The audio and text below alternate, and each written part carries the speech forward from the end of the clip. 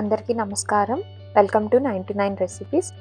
ఈరోజు మన వీడియోలో తొందరగా అప్పటికప్పుడు చేసుకునే టేస్టీ అండ్ హెల్తీ బ్రేక్ఫాస్ట్ రెసిపీని చూపించబోతున్నాను. సగ్గుబియ్యం చాలా హెల్తీ అని మనందరికీ తెలుసు కదా. సమ్మర్లో బాడీ హీట్ని బీట్ చేయడానికి ఈ సగ్గుబియ్యం కిచిడీని చేసుకొని తింటే చాలా మంచిది. బాడీ కూడా కూల్ అయిపోతుంది. మరి ఈ పొడిలాడే సగ్గుబియ్యం కిచిడీని ఎలా తయారు చేసుకోవాలి అనేది వీడియోలో చూసేద్దామా. ముందుగా ఒక బౌల్లోకి 1/2 కప్ సగ్గుబియ్యంని తీసుకొని ఒక 2-3 సార్లు వాష్ చేసుకోవాలి. నేను రేపు మార్నింగ్ బ్రేక్ఫాస్ట్ కోసం అని చెప్పి ఓవర్ నైట్ సోక్ చేస్తున్నాను. మీకు ఓవర్ నైట్ సోక్ చేసే టైం లేదు అని అంటే ఒక 3 to 5 అవర్స్ అయినా సరే సోక్ చేసుకుంటే సరిపోతుంది. మనం ఏ కప్తో అయితే సగ్గుబియ్యంని తీసుకున్నామో అదే కప్తో వాటర్ వేసి నానబెట్టుకోవాలి. నెక్స్ట్ డే మార్నింగ్ చూడండి ఎంత చక్కగా నానాయో. పొడిలాడుతూ చూడటానికి చక్కగా ముత్యాల్లాగా ఉన్నాయి కదండి.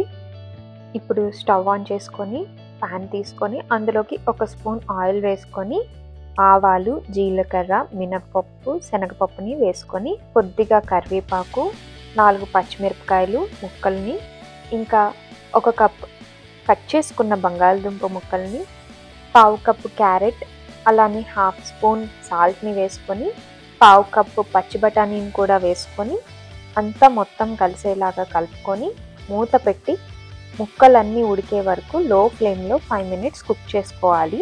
మీ దగ్గర అవైలబుల్గా ఉన్న ఏ వెజిటేబుల్స్ అయినా కూడా వేసుకోవచ్చు. 5 మినిట్స్ కుక్ అయిన తర్వాత ఒకసారి మూత తీసుకొని వెజిటేబుల్స్ అనేవి కుక్ అయినాయో లేవో చెక్ చేసుకోవాలి. ఇలా స్పూన్ సాయంతో ప్రెస్ చేసి చూడండి. వెంటనే కట్ అయింది అంటే ఇంకా కుక్ అయిపోయినట్టే. ఇప్పుడు నెక్స్ట్ వచ్చి ఇందులోకి సోక్ చేసి పెట్టుకున్న సగ్గుబియ్యంని కూడా వేసుకొని మొత్తం కలిసేలాగా కలుపుకోవాలి. ఇప్పుడు ఇలానే ఒక 2-3 మినిట్స్ కలుపుతూ ఫ్రై చేసుకోవాలి. చూస్తూ ఉండండి. ఇలా కలుపుతూ ఉండగానే సగ్గుబియ్యం అంతా కూడా ట్రాన్స్పరెంట్గా చేంజ్ అయిపోతుంది. ఇది కుక్ అవ్వడానికి ఎక్కువ టైం కూడా ఏం పట్టదు.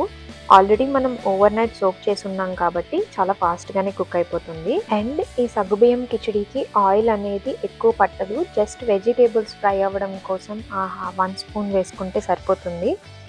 ఇలా సగ్గుబియ్యం అంతా ట్రాన్స్పరెంట్గా అయిపోయిన తర్వాత ఇప్పుడు ఇంకా చివరిగా కొద్దిగా కొత్తిమీరని కూడా వేసుకొని స్టవ్ ఆఫ్ చేసుకోవాలి. స్టవ్ ఆఫ్ చేసిన తర్వాత మంచి టేస్ట్ కోసం ఒక 1 స్పూన్ లెమన్ని కూడా వేసుకొని మొత్తం కలుపుకొని సర్వ్ చేసుకోవడమే.